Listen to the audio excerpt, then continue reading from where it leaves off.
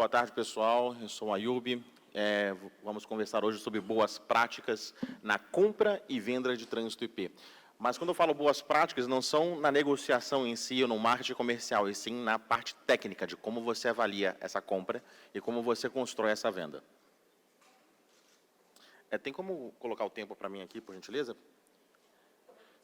Bom, quem é o Ayub e por que eu falo disso? Eu sou apaixonado pela internet desde 95. Quando ela chegou, a internet, a operação dela comercial no Brasil, eu esperava pela chegada dela, sou da geração do ABBS, que foi para a internet. Desde a primeira vez que eu vi o primeiro trace route, eu fiquei apaixonado, eu queria descobrir como isso funcionava, e desde então torturo diariamente a internet para entender como é que ela funciona. Ocupei várias posições em empresas diferentes, sempre ligado à internet e tecnologia, atuo como professor, autor, conteudista nesse ramo, e hoje atuo como diretor de operações da Nova Core, mas tanto na minha carreira como pregressa como atual, eu sempre estou dos dois lados do balcão. Eu compro o trânsito IP, vendo o trânsito IP, e aí quero compartilhar essas boas práticas que eu construí através desse tempo todo. A minha produção é centrada pelo nome Ayub.io, então aí todas as minhas referências, meu canal no YouTube que eu falo sobre esse tipo de assunto, nosso ramo de atuação, meu blog, meu Twitter, LinkedIn, o e-mail para contato direto, eu vou repetir esses contatos ao final da minha fala. Mas, afinal, o que é o trânsito IP e por que ele é importante? A gente tem, conhecida do público, duas modalidades do acesso à internet. Temos a banda larga, que as pessoas têm em casa, na empresa, que é o tal do link compartilhado, e o link dedicado. A diferença deles é o link compartilhado, você tem uma garantia menor de banda, enquanto o link dedicado, como o nome denuncia, ele é 100% dedicado. Mas uma das principais características é quanto aos recursos de numeração. Para o link compartilhado, a gente tem um IP muitas vezes compartilhado, no caso do IPv4, enquanto no dedicado é comum você encontrar oferta com mais IPs. Existe um degrau superior do link dedicado que é pouco conhecido pelas organizações, que é justamente o trânsito IP. O trânsito IP ele oferece características técnicas superiores ao link dedicado. Então, um link dedicado com esteroides, que isso, obviamente, se reflete na qualidade desse acesso à internet. Agora, quando que é necessário o trânsito IP? Quando que uma organização deve fazer esse salto qualitativo de sair do link dedicado e ir para o trânsito IP? Bom, o primeiro caso é se você revende esse acesso. Se você revende o acesso à internet, é sine qua non você ser um sistema autônomo, utilizar o protocolo BGP e adquirir esse trânsito IP, utilizar os seus próprios recursos de numeração para poder identificar a conexão dos seus clientes. Esse é o caso mais conhecido. Mas também, se você revende o acesso de outro ponto de vista, que é o do data center, se você é um data center, você sim tem que ser um sistema autônomo e utilizar o trânsito IP em detrimento de links dedicados. Ainda existem data centers operando no Brasil que ainda não são sistemas autônomos. Também, quando você é um provedor de conteúdo, ou uma CDN, que aí é preciosíssimo. O seu business é entregar bits, conteúdo digital para o seu consumidor, para o seu usuário. Se você é uma ETT, uma empresa de streaming, é importante que você seja o trânsito IP para poder usufruir dessas qualidades que o trânsito IP traz. E quando, em último caso, que seriam os usuários finais, quando pessoas via internet acessam a infraestrutura na sua organização, principalmente poder público, emissão de nota fiscal, os DETRANS, universidades, isso é um caso muito comum, healthcare, hospitais, empresas de diagnóstico, de imagem, as seguradoras, todas elas também têm esse tipo de demanda de serem acessadas por alguém e aí elas se tornarem um sistema autônomo e adquirir o trânsito IP é muito importante em detrimento dos links dedicados e, nesses casos, pelo amor de Deus, jamais façam com banda larga. Agora, a minha fala é voltada para o público majoritário aqui. A maioria de vocês compram trânsito IP, alguns poucos de vocês vendem trânsito IP. Mas nessa sala, e vejo aqui pelo rosto de vocês, tem pessoas que atuam nos dois ramos. Então, eu vou estar focando a minha fala na compra, mas para quem vende, para quem atua no comercial, no marketing, principalmente na engenharia das empresas que vendem trânsito IP, se eu estou dizendo como é a melhor forma de comprar, se espelhem na minha fala para criar as estratégias, repercutir essa minha fala na empresa de vocês, para assim como venderem da melhor forma e conseguirem serem mais competitivos. Agora, parem o que vocês estão fazendo. Prestem atenção nessa parte que eu vou falar. Tirem foto, gravem o que for necessário, que é o seguinte. Pelo amor de Deus, parem de comprar trânsito IP pelo preço. Chega disso. É irrazoável essa redução de tarifas que a gente encontra no mercado e ela vem acompanhada certamente de redução de qualidade. Existe uma prática comum no nosso ramo, principalmente dos ISPs, de ficar pressionando o fornecedor por uma tarifa menor, uma tarifa menor, uma tarifa menor. Não está sobrando mais de onde tirar, e onde tirar acaba restando sendo a qualidade. Agora, o trânsito IP, está longe de ser um dos maiores custos da sua organização. Tenho certeza que a conta de luz, a conta de gasolina, folha de pagamento, licença de softwares, qualquer coisa mais cara que o trânsito IP. Porém, se você é uma dessas empresas que eu listei que precisam do trânsito IP, é justamente ele que dá a qualidade do seu serviço. Por que muitas organizações brasileiras não estão dispostas a pagar um pouquinho mais pelo trânsito IP? A gente está no complexo hoteleiro do mesmo dono, que tem duas torres. Uma torre de um hotel, com um nível muito maior, e outra com um hotel de um nível muito menor. Se o mesmo grupo econômico conseguiu dar 2 hotéis, a gente está disposto a pagar mais ou menos para dormir uma noite, por que não no trânsito IP, que é exatamente o produto que você o revende para o seu cliente, se você é um SP ou um data center, ou aquele que permite que o seu cliente consuma o seu conteúdo, no caso, o provedor de conteúdo e CDNs. Então, é irrazoável. Parem de ficar balançando um dinheiro. Olha, o custo mega, fulano me deu tantos centavos, você tantos centavos. Se você faz isso com seus fornecedores, você está destruindo a cadeia produtiva da qual você precisa.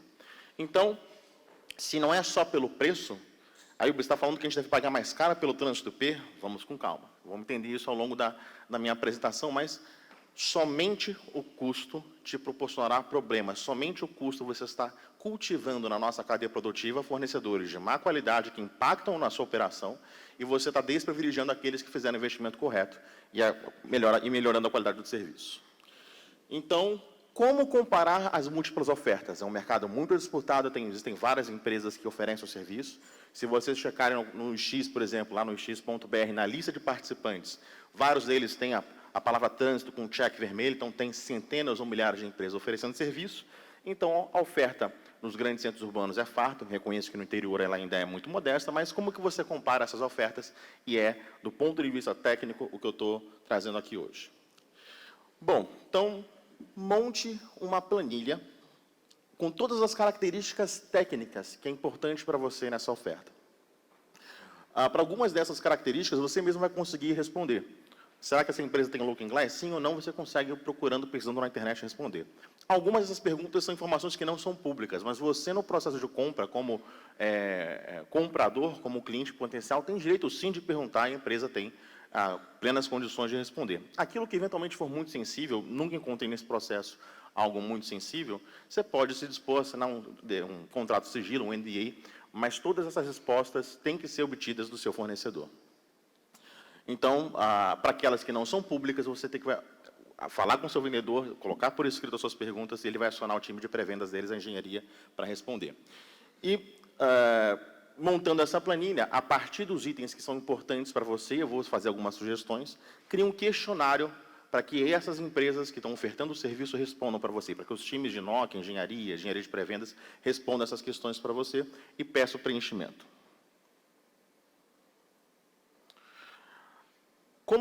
Como fazer esse questionário? Faça perguntas numeradas e aplique esse mesmo questionário a todas as empresas mantendo a mesma numeração. Por que isso é importante?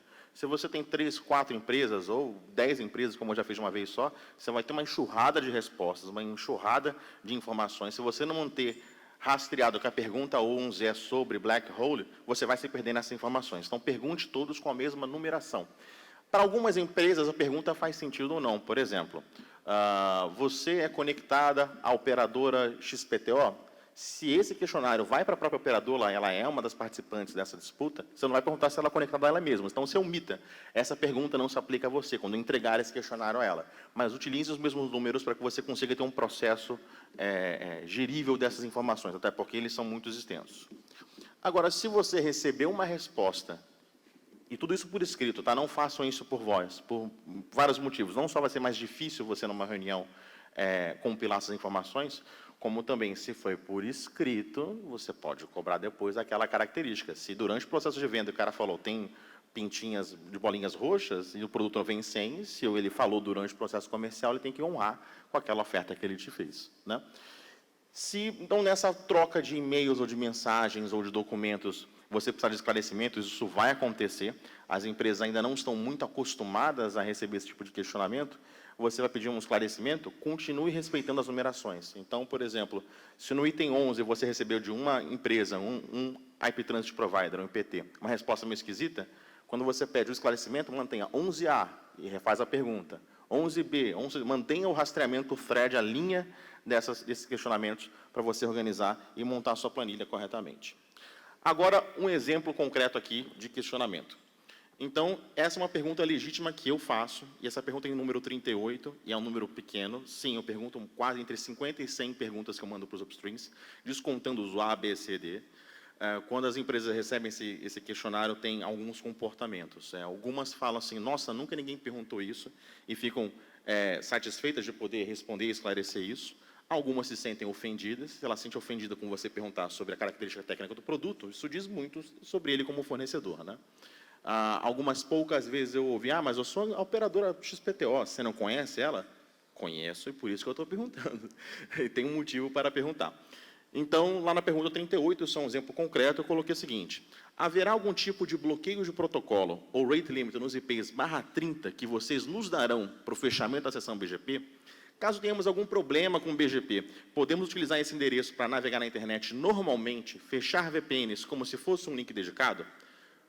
Por que eu estou perguntando isso numa cotação de trânsito IP? Qual que é o contexto? Existe uma técnica de mitigação de DDoS que é baseada em túneis GRE.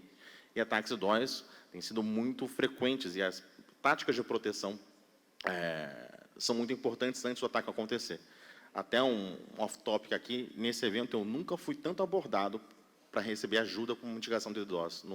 Na edição passada da Semana de Info no GTS, eu palestrei sobre DDoS como ação anticompetitiva. Antes de subir aqui esse palco, tinha um sistema autônomo aqui no evento que estava sob ataque, me mostrou os dados, eu dei algumas sugestões. Então, sejam atentos com DDoS e implementem a mitigação de DDoS antes que aconteça isso com vocês. Estamos diante, nessa semana, pelo menos, de uma epidemia de ataques DDoS no Brasil. Mas, voltando ao nosso on-topic aqui. Então, para mim, isso é importante. Se eu vou comprar um trânsito IP, eu quero saber se nessa conexão, nesse link dedicado com esteroides, eu posso fazer uma VPN ou túnel GRE para fechar numa nuvem de mitigação de DDoS. O que essa empresa respondeu? Eu copiei e colei a resposta, só troquei XPTO para omitir o nome da empresa. Ele falou o seguinte: o bloqueio é para ICMP e navegação do IP1/30. É apenas para a conectividade entre o CPE cliente e o backbone dessa minha empresa XPTO. Como essa característica, essa capacidade de fechar túneis VPNs pelo trânsito IP era importante para mim, fiz um 38A, olha o 38A aí. E expliquei para o cara, por escrito, não caiam na cilada de fazer isso no almoço, numa reunião. Não, vou visitar você, a gente toma um café, levo o meu engenheiro de pré-vendas. Não, tem que ser por escrito, tem que ser para valer. E eu perguntei o seguinte, expliquei minha necessidade e pedi mais informações. Nós precisamos de alguns IPs públicos da empresa XPTO para navegação através desse mesmíssimo circuito. Caso, porventura, precisemos interromper o uso do BGP, como isso poderia ser feito e quanto custaria? Recebi a resposta por escrito. Não é possível usar o bloco dessa minha operadora XPTO para navegação, uma vez que vocês são SN. Então, ao fazer essa pergunta, dentre 38 perguntas, 39 com item A, eu consegui me proteger de uma decisão arriscada, que é fazer uma compra de trânsito IP, através do qual eu não poderia contratar uma nuvem de mitigação. Percebam como é delicado isso. Então, trânsito IP não é igual para todo. As ofertas não são iguais entre si. Existem características técnicas diferentes entre elas que impactam muito na operação e na qualidade da internet brasileira. E a gente precisa ser atento a esses critérios e a esse método, essas boas práticas que eu estou compartilhando com vocês e é como eu faço. Tá? Eu falei há pouco sobre algumas empresas que se ofendem. Eu já recebi assim, uma fofoca dizendo o seguinte: vendedores se encontraram e os dois tinham sido cotados por mim. E eu falo assim, pô, aquele aí faz pergunta pra caramba, né? Então, chegam a reclamar um com o outro com as perguntas, mas quando eu recebo essas frustrações, eu digo o seguinte: bom, eu quero ter a certeza do que eu estou comprando e acho que você vai ficar como vendedor mais tranquilo e tendo certeza do que está me vendendo. Então, se a gente conciliar expectativa e realidade, a gente nunca vai se frustrar, vai ser um relacionamento de longo prazo. Então, sempre convido eles a responderem. Então, exige um pouco de esforço, um pouco de convencimento, mas todos eles respondem. Agora, você vai receber um quintilhão de resposta, como processar essas respostas. Algumas podem ser booleano, tem ou não tem. Você pode colocar na sua planilha que você vai preencher, a partir do questionário preenchido, uma célula verde, uma célula vermelha, sim ou não. Então, por exemplo, essa oferta contempla black hole? Sim ou não? Se para você ter ou não ter satisfaz a sua preocupação, pode ser booleano. No meu caso, como eu monto IP Transit Providers, ITPs, eu sou um pouco mais criterioso com esse tipo de característica. Então, eu faço a segunda opção, que é o seguinte: possui tipos diferentes de black hole, então tem um degradê. Então, tem várias possíveis respostas, algumas não me interessam, que é zero, por exemplo, não tem black hole. Eu não compro trânsito sem black hole, então é zero. coloca na planilha um item 0. Se ele tem, pode ser uma pontuação 1. Se ele tem e separa nacional de internacional, legal, eu posso colocar 2 pontos. Se ele tem por protocolo, Black Hole somente para UDP, por exemplo, 3. Você pode criar um degradê para conseguir desempatar essas ofertas que a gente está avaliando. Tá? Então, as respostas numericamente graduadas vão te permitir fazer um ranking para subsidiar a sua escolha na compra de trânsito IP. Agora, eu falei muito sobre o porquê é importante fazer esse processo, como propus um método de fazê-lo, mas eu não falei muito sobre os critérios. Então, vamos observar o quê? Vamos conhecer alguns critérios, esses são os critérios mínimos. Daria para passar uma tarde inteira toda falando sobre esse processo. Como falei para vocês, eu chego a perguntar centenas de coisas, itens diferentes.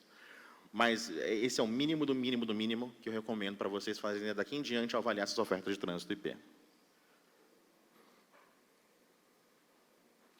Sobreposição de upstreams. Isso é muito delicado, muito perigoso, é por isso que eu estou começando com ele. Então, imagine você um sistema autônomo que está recebendo proposta para 3 upstreams, 3 empresas de trânsito IP, que querem ofertar para você trânsito IP A, A, B e A, C. Vamos olhar a A. Você pode consultar em vários sites, como bgpview.io, stat.ripe.net, e até no bgp.he.net, quem são os upstreams do seu upstream. Que a gente viu nesses sites que a empresa A tem upstream 1 e 2, AS1, AS2. Tomamos nota disso. Vamos olhar a oferta da C. A C tem os upstreams 4 e 5, outros 2 upstreams diferentes. Legal, tomei nota disso. Vamos olhar para a B. A empresa B tem os upstreams 1 e 3. Opa! A empresa A e a empresa B possuem pelo menos um upstream em comum. Isso tem uma sobreposição de upstreams. Isso representa um risco ao seu sistema autônomo. Por quê? Pode ser que o upstream 1 tenha problemas, e se você contratar apenas A e B, se a empresa 1 tiver problemas, A e B serão igualmente afetadas. Vale lembrar que para A e B vão receber o full routing dessa empresa 1, ou seja, as decisões, a eleição de rotas do BGP vai ser feita uma única vez, então elas vão ter as mesmas opções de caminho para os mesmos destinos. Então, os problemas vão se repetir na A e na B.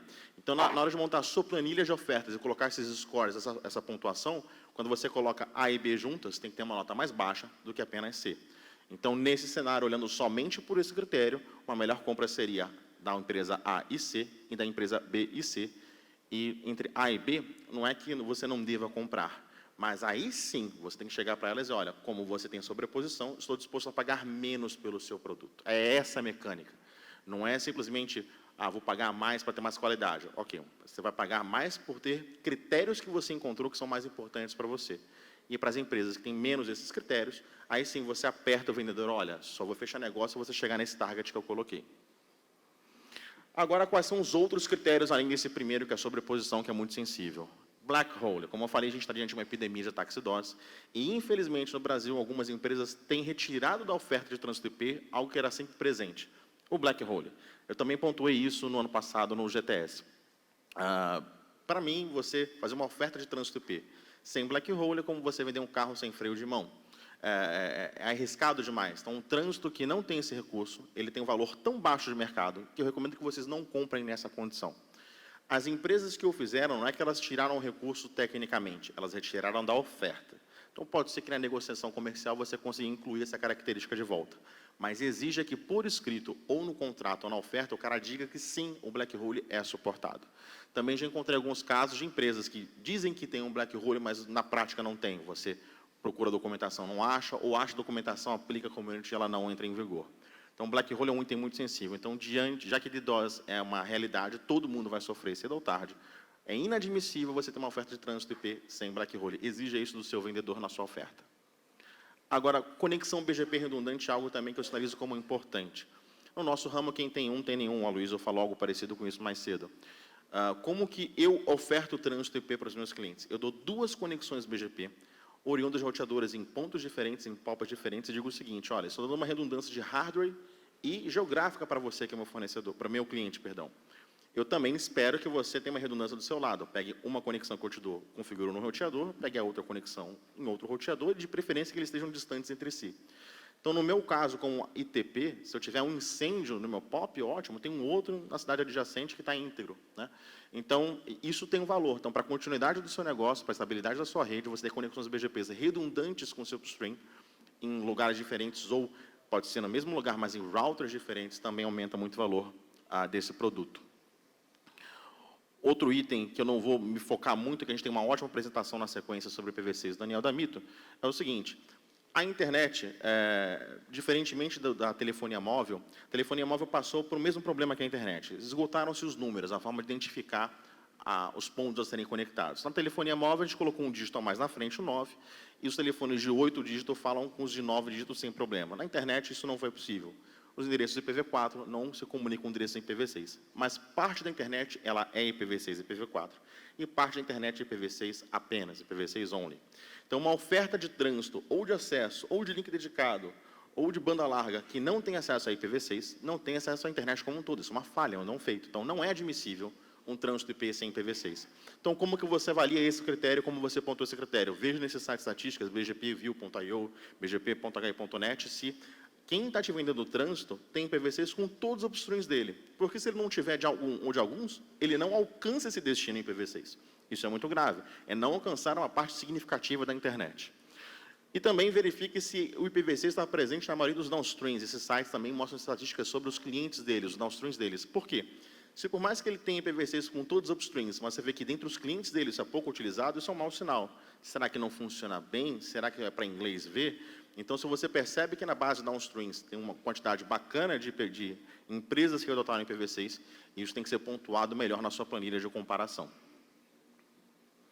A quantidade de upstreams, downstreams e peers, a quantidade de fornecedores, clientes e de parceiros de troca de tráfego que esse sistema autônomo tem. Também pelos mesmos sites você pode avaliar isso e pontuar isso.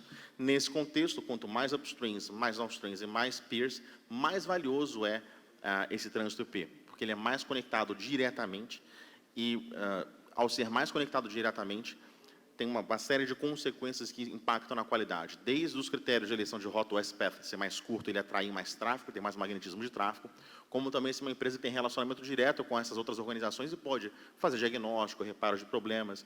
E desses 3 itens, eu privilegio muito a quantidade de downstreams e a quantidade de, a quantidade de upstreams e a quantidade de peers. Porque se você tem muitos upstreams, significa que muitas empresas preferirão mandar tráfego através de você em detrimento de outros caminhos. Então, ele atrai muito tráfego. E no caso dos peers, também essas conexões curtas, principalmente com provedores de conteúdo, fazem com que o tráfego escolha com bandas maiores, geralmente, e também com mais qualidade. Então, pesa muito positivamente nessa minha avaliação o número de upstreams e de peers. A presença em X local e regional referencia uma outra palestra dessa semana, do Leonardo da GlobeNet, que falou muito bem sobre o X remoto. E o que eu pontuo para vocês aqui é o seguinte: a presença em X remoto, do exterior, internacional, faz sentido quando você está conectado localmente. Qual que é o problema de você se conectar à distância em detrimento da conexão local? Você pode criar caminhos geograficamente longos. Você pode fazer com empresas que estão no Brasil, vão para o exterior e troquem tráfego lá fora e volte. Isso é absolutamente lesivo para a qualidade da internet. Então, se ele está em X internacional, ótimo, desde que existam as boas práticas que o Leonardo falou da GlobeNet na palestra dele dessa semana. Se ele está internacional sem local, fique suspeito, isso tem que ser pontuado negativamente. O local de adjacência desse sistema autônomo que está tentando te vender trânsito, com essas são importantes para você. Existem sistemas autônomos brasileiros que tendem a não trocar tráfego no Brasil. Como que você avalia isso? Se essa empresa tem um Looking Glass, o que eu costumo fazer? Eu tenho uma lista, uma planilha com IPs importantes dos principais destinos. As operadoras móveis, banda larga de operadoras nacionais, como a Oi, por exemplo, de vários estados. E toda oferta que eu avalio de trânsito IP, eu entro no Looking Glass e fico traçando rotas para esses destinos. E fico avaliando se esse encontro é estadual, se esse encontro é no Brasil, se esse encontro é no exterior. Então, pensem, por exemplo, estar bem conectado ao Detran do seu estado, e a Secretaria de Fazenda não é importante, ou ao SERPRO, onde é processado na Receita Federal o IRPF, trace 3 routes para esses destinos, avalie a conectividade dessa oferta para você. E pergunte, no meu questionário pergunto, em qual cidade a sua rede troca tráfego com o operador XPTO? E vou dizendo os ASNs e peço que eles me respondam isso, para evitar que a latência aumente para destinos que são importantes para você. Atualização de prefixos por IRR, também é um critério muito importante, principalmente se você vai revender esse trânsito. É um processo manual, com grande chance de erro humano e lento se você não o faz através de RR. Temos hoje à disposição uma tecnologia fácil para que a gente pare com essa burocracia, eu vou falar um palavrão aqui, com essa burocracia de ficar pedindo por e-mail, por favor, upstream, atualize os prefixos que eu tenho desses meus novos clientes. Não faz sentido isso. Uma empresa, uma oferta moderna, atual, contemporânea, de trânsito IP, ela tem que ter suporte a RR. Não faz sentido essa troca de e-mails pedindo atualização de prefixo, pressione seu fornecedor para fazê-lo. Então, vale menos o mega de uma empresa que não adota IRR, porque ela cria um trabalho para você e aumenta o tempo de ativação dos seus downstreams. A adesão Manners foi bastante citado aqui ao longo da semana. O que eu recomendo você olhar, avaliar sobre a adesão Manners? Se uma empresa se esforçou para adotar as melhores práticas, se preocupa com a segurança da operação da internet, isso muito diz a respeito do time de engenharia dela. Então, se ela tem esse cuidado em aderir a essas boas práticas, que dirá na oferta do serviço que você vai receber. Então, é uma estrelinha, um ponto muito positivo, um ótimo sinal de uma oferta trans-TP de uma empresa que se esforçou para fazê-lo, está atuando para uma internet mais segura. Se essa empresa é arredia de entrar, em participar de eventos como esse, aderir às boas práticas, isso é um mau sinal e o trânsito IP dela tem que valer menos. Sobre o BGP Communities, a presença delas também é muito importante, pontuo muito o BGP Community, e não vejo como booleano, de ter ou não ter. Até ela, aqui antes do coffee break, algumas pessoas perguntaram, mas fulano não tem BGP Community? Não, tem empresa famosa e grande que não tem BGP Community. Como que você tem que avaliar as BGPs Community da sua oferta que você recebe? Tem duas categorias de BGP Community. Aquelas que são informativas, que carimbam as rotas, os prefixos, para você saber de onde a rota foi aprendida, se foi em algum continente, se foi em alguma cidade, essa característica varia. E aquelas BGP Community de ação, que modificam, manipulam o tráfego. Então, no degradê do seu ranking, você tem que pontuar. Quando tem só as informativas, seria o primeiro. Quando não tem, é 0. Quando tem as communities informativas, seria um degrau 1. Se ela tem essas de manipulação de tráfego, o degrau 2. Muita gente entende facilmente o sentido de você ter as communities de manipulação de tráfego, de você colocar um prepend para fulano, de você não anunciar no dado continente, isso faz sentido. Agora, que eu vejo poucas pessoas saberem para que servem as communities informativas. Por que seu IP Transit Provider, seu ITP, está te dizendo assim, olha, essa rota eu aprendi em Miami? Porque pode ser que você aprenda dos seus trânsitos o mesmo prefixo, a mesma rota, o mesmo destino, só que um aprendeu no exterior e um aprendeu no Brasil. Se eles carimbam essa informação na BGP Community, você pode fazer um filtro de import no seu BGP para poder preferir a rota nacional em detrimento da internacional. Então, para a qualidade do seu sistema autônomo, para que você consiga manter o tráfego nacional nacionalmente e tenha latências baixas, é importante que o seu fornecedor carimbe de onde ele aprendeu os prefixos geograficamente. Então, pouca gente dá atenção a essa característica, é uma das mais importantes. Então, BGP Community não é só booleano, ter ou não ter, também procure se eles carimbam esse tipo de informação geográfica. Looking Glass, não só a presença do Looking Glass ajuda a gente a decidir, a avaliar o local de adjacência entre destinos importantes, se na Secretaria de Fazenda, se no Serra, próximo do Detran, se no site do conteúdo que os seus clientes acessam, a conexão, a rota, ela é boa, mas também muito diz a respeito de um time de engenharia se ele disponibiliza Looking Glass.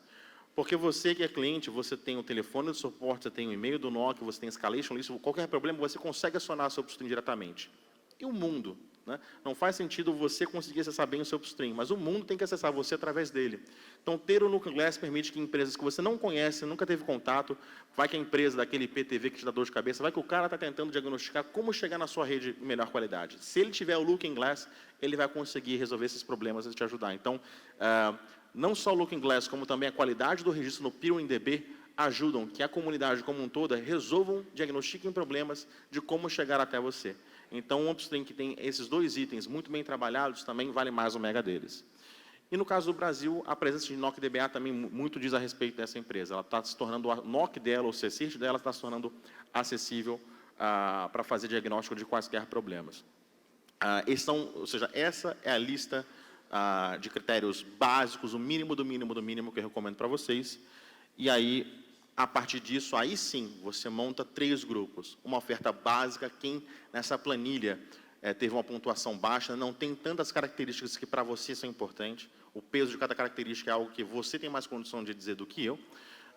Então, aquelas que ficarem baixas na pontuação no ranking, oferta básica, aquelas que ficaram com uma pontuação intermediária, vocês coloquem na caixa intermediária, e na oferta avançada, que tem todos os recursos, todos os berenbelas e perfumes que você gostaria, você coloca na oferta avançada. Aí sim, nesses grupos você fala, olha, a oferta ganhadora de X centavos, quem dá mais? Aí sim você deixa empresas com condições parecidas, com ofertas parecidas, qualidades parecidas, briguem entre si por preço. É uma injustiça você pegar uma empresa que não tem conectividade no Brasil, não tem upstreams no Brasil, não acessa as principais redes brasileiras no Brasil e querer que ela brigue por preço com uma empresa que está conectada com todo mundo, né? São trânsitos IPs diferentes, então não cometam esse erro de comprar trânsito somente por preço. Estou perto de acabar, vocês já podem preparar as perguntas, vou ter um tempinho bacana para responder perguntas, mas a última coisa que eu não coloquei, que eu queria ver se eu tinha tempo para poder falar e vou ter, é sobre dois assuntos bem pontuais. O tal do trânsito IP puro e do Tier 1. Tá? Não existe trânsito IP puro. É como se fosse... não tem sentido. É como se fosse trânsito IP vegano, trânsito IP sem glúten. É uma característica que não tem subsídio técnico nenhum.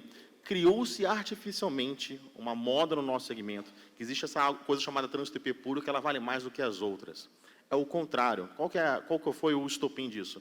Parece que algumas empresas estavam vendendo mais trânsito do que tinham de capacidade, se fiando muito em ter caches locais ou conexões com o X. Quando esses caches falhavam, quando o X falhava, a banda total vendida não estava disponível e havia gargalo. A partir disso, começou a criar uma vibe de que é ruim ter cache, é ruim ter peering. Isso é uma insanidade, é o contrário. Então, parem de buscar o tal do IP puro, do IP vegano. Trânsito IP, tem que ter acesso à tabela global de roteamento toda em V4 e V6. Meia internet não é internet. Tá? Então, fujam dessa história do IP puro, pelo amor de Deus. Como eu falei, o trânsito IP é o degrau acima do link dedicado, logo toda a banda vendida tem que estar disponível de acordo com o commitment, tá? De acordo com o contrato diz o compromisso. Sobre o Tier 1 também, tradicionalmente, há muitos anos, desde a década de 90, dá essa chancela de Tier 1 é automaticamente a melhor oferta, a melhor qualidade. Isso também não é verdade. Justamente por ele ser um Tier 1, não poder comprar trânsito de ninguém, apenas ter parceiros ou clientes, muitas vezes ele está afastado do conteúdo, ele está com uma conectividade, ou com até portas saturadas já aconteceram com conteúdo, ou geograficamente distante essa troca de conteúdo. Existem Tier 1 atuando no Brasil que são mal conectados com sistemas autônomos do Brasil. Então, Tier 1 não é uma chancela, não é porque o número 1 é bonito, é o primeiro, significa necessariamente que ele é melhor. Comparem as ofertas Tier 1 com os critérios que eu falei aqui e vocês vão tomar a sua decisão. Também, gestores públicos, me corta o coração, eu vejo licitações dizendo que quem se candidatar a vender o link para a prefeitura, para o Estado ou para a União, tem que ter conexão com o Tier 1 e uma conexão com os Estados Unidos. Não existe nenhuma norma, nenhum órgão que certifica quem é Tier 1 não é. Então, não é um critério seguro para uma licitação, é totalmente discutível e arguível se isso deve contar como um critério ou não. Então, o Tier 1 não significa automaticamente qualidade boa, os Tier 1 brigam entre si, sujeitem eles esses critérios que eu falei antes de achar que Tier 1 necessariamente é uma oferta boa. Existem ótimos Tier 1, mas Tier 1 baseado em critério, não é só pelo broche que o cara ostenta de que ele é um Tier 1. Então, acho que eu tinha isso para falar, espero ter colaborado com a comunidade. Estou ansioso para ver as perguntas de vocês e friso, parem de comprar por preço. Utilizem esse método aí. Obrigado. Muito bem, obrigado, Ayub. Vamos passar aqui para as perguntas.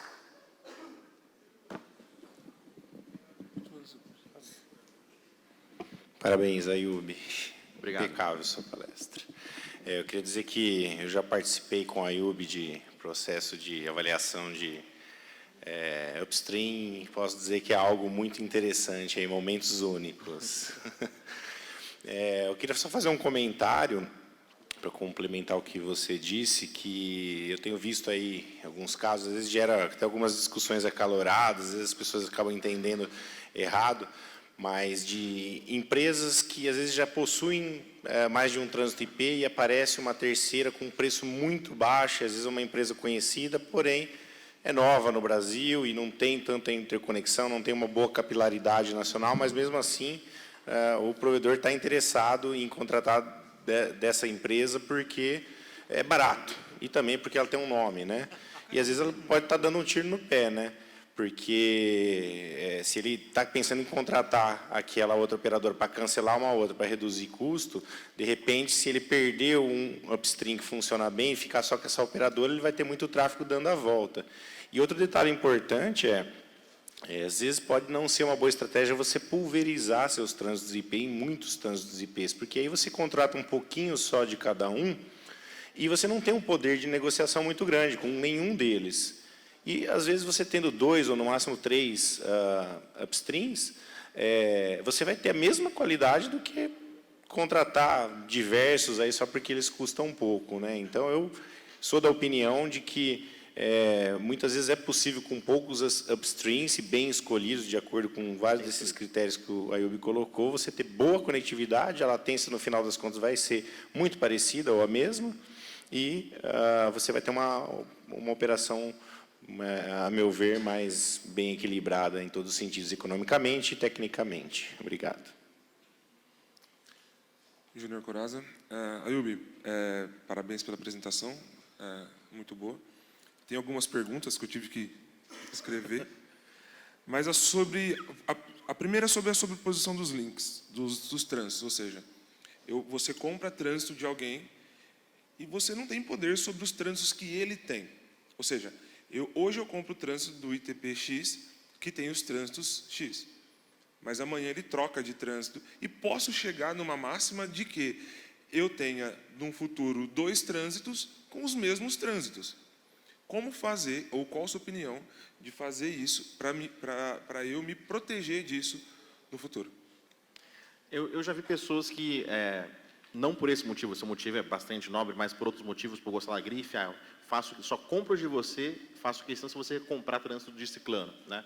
Então, eu já encontrei contratos que isso vinha explicitamente. Então, é possível. Se o jurídico ou o comercial da empresa conseguir acolher a sua demanda, ele pode sim se comprometer contigo, se ele estiver confortável com isso, de manter no blend dele um certo número de upstreams. Mas isso é deveras incomum. Uma forma de mitigar esse risco é aumentando talvez o número de upstreams quando for possível, né? Se você tiver um terceiro ou um quarto, você consegue equilibrar os pratos dessa balança. Mas sim, é um risco constante, isso tem que ser reavaliado ao longo do tempo, e durante o início do contrato, meio e final do contrato, sempre pautar isso. Então, manter um relacionamento próximo com o seu gerente de contas, e se você observar essa movimentação, sinalizar assim, olha, se você me colocar numa situação de sobreposição, não vou ter interesse em renovar. Ele vai dar um pulo dessa altura, vai falar com o time de engenharia e vai mitigar a solução. Então, existe um caminho jurídico no contrato, você pode pedir se você se sentir ameaçado, se você vê que na tua região tem uma movimentação para concentrar os ITPs, você pode buscar uma proteção contratual para isso, e também aumentar a diversidade de upstreams para conseguir fugir desse tipo de problema. Uma coisa que eu acho muito interessante, o Alan Caldas também gosta de propor isso, que é de você buscar um transporte para um local com mais oferta de ITP e lá comprar trânsito. Então, você buscar um fornecedor de transporte para um local com mais oferta também vai mitigar o risco que você tem de incorrer nessa situação, mas eu sei que nem sempre é possível. Entendi. Eu também concordo com essa última colocação sua, de que é muito melhor, talvez, você ir para um lugar com transporte e comprar trânsito lá.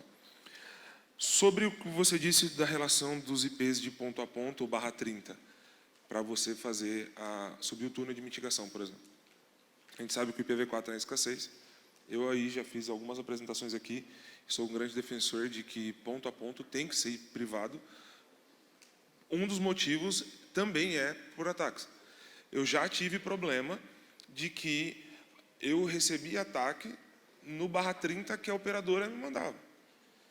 Então, o que eu acho disso? Eu acho que, talvez não é nenhuma pergunta, mas eu acho que você precisa de um /30 da operadora, ou mesmo um /32 da operadora para esse tipo. Isso tem que estar em contrato, mas ele não precisa estar... Ser o mesmo.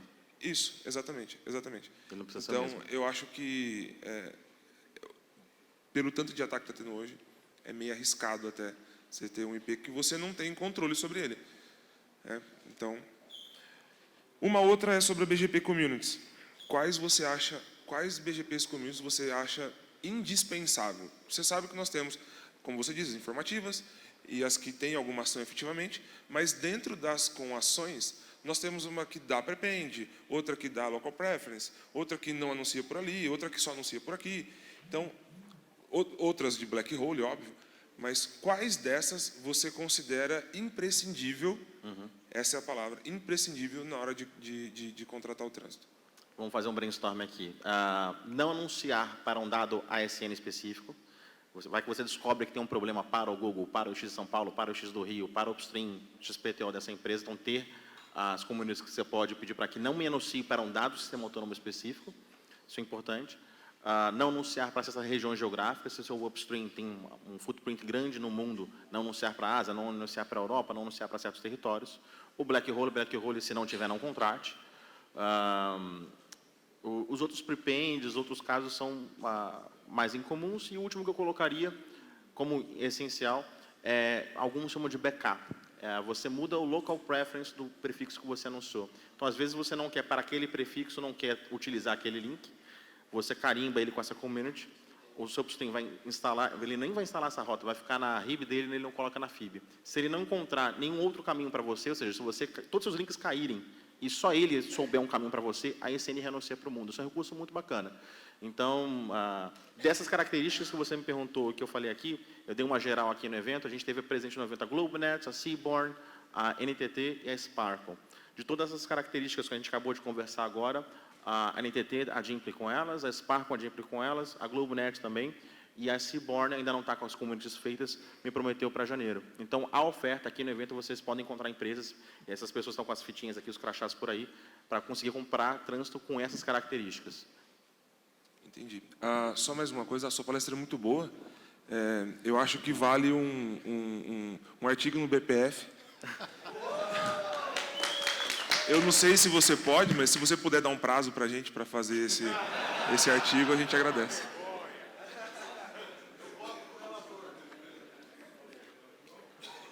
Eu me comprometo publicamente a escrever o artigo. Ayub, eu acho que talvez um dos únicos pontos que eu acho que você não tocou e que eu acho que é interessante, apesar de que o foco da tua apresentação ela é técnica, mas é uma questão que vai no cunho comercial, que é a questão nós estávamos bebendo água saborizada ontem e comentamos sobre isso, que é a questão da questão do CAPEX e o OPEX na entrega do link. Então, por exemplo, você faz toda essa análise, hoje a empresa está bem, e daqui a 3 meses ou 6 meses a empresa está mal. E você fica preso num contrato de 24 ou 36 meses. Por que você está preso num contrato de 24 ou 36 meses? Porque aquela empresa, de repente, ela teve que fazer um investimento de 30 mil reais, e esses 30 mil reais, 30, 40, 50 mil reais, esse investimento de 30, 50 mil reais, ele vai voltar. Ele está dividido em 36 vezes, você vai pagar para ele. Então, se você puder, a pergunta é em relação a isso. Qual a sua orientação com relação a preferir comprar sem esse compromisso? Não me expliquei muito bem, mas acredito que você tenha entendido. Sim, sim. Eu vejo como uma solução um transporte para um ponto mais conectado, um data center ou X, onde você tem um número maior de ofertas. E aí, nesses locais, quem fez o investimento, teoricamente, foi você pelo transporte. Então, faz sentido você comprar trânsito num local desse sem uma taxa de instalação, uma taxa de instalação módica. Também recomendo que no blend de upstreams você diversifique os vencimentos. Então, no primeiro trimestre alguém vai vencer, no segundo trimestre para você não ter todos os seus links vencendo de uma vez só. E também distribuir as durações do contrato. Então, talvez tenha um link para você muito importante, tem uma ótima característica de acordo com os critérios, mas vai levar uma fortuna para ativar. Então, esse cara vai ter um investimento de CAPEX significativo, aí sim você se amarra com ele com 24 em 36 meses. Nos outros que têm menos características preferidas, aí sim você aperta para um 24 12 meses, mas para ter um cara que vence curto, um cara intermediário, fazer os 3 níveis. Um barato, intermediário, um caro, contrato curto, contrato médio, contrato longo. Então, diversificar para não se ver numa situação de risco como você apontou, como o Corazza apontou. Muito obrigado. 2 minutos. Rubens Kiel, o meu gerente de contas, há 10 anos atrás, dizia que eu só ligava para ele para desligar serviços. Então, se o seu, pelo menos, está te achando chato, e já você está um pouquinho melhor na fita. Um comentário sobre a pergunta, a última pergunta, é que o regulamento do SCM prevê que seja feita uma oferta sem fidelização, junto com uma proposta para oferta comercial com fidelização. Então, você pode exigir isso, e quem não fizer isso, você pode, inclusive, denunciar na Anatel. Mas o comentário que eu ia trazer aqui era a questão de outro termo mítico do mercado, que é o Tier 1 regional. Assim, que não existe, mas eu já ouvi de vários operadores, apenas porque eles têm cabos submarinos, eles dizem que são Tier 1 regional, esquece, isso é lorota. E um comentário do Edson Glade que é de se pensar também na questão de swaps de fibras, porque fornecedores com upstreams diferentes podem compartilhar fibras idênticas e ter modos comuns de falha, apesar de, na visão BGP, parecerem Como distintos. totalmente distintos.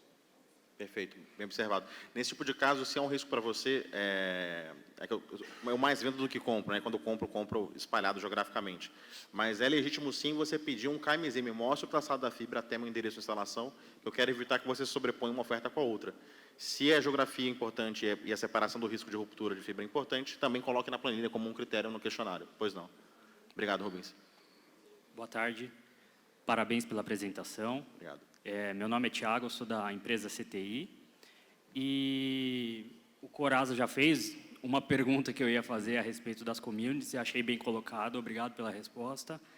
E eu tenho uma outra pergunta que é a respeito da entrega redundante, tá, de sessões BGPs. Nós, na CTI, entregamos assim, sem nenhum custo adicional, acreditamos que é o adequado a se fazer. Queria saber se você cobra mais por isso e o que você acha de quem cobra a mais por isso, porque, de qualquer maneira, consome recurso, né?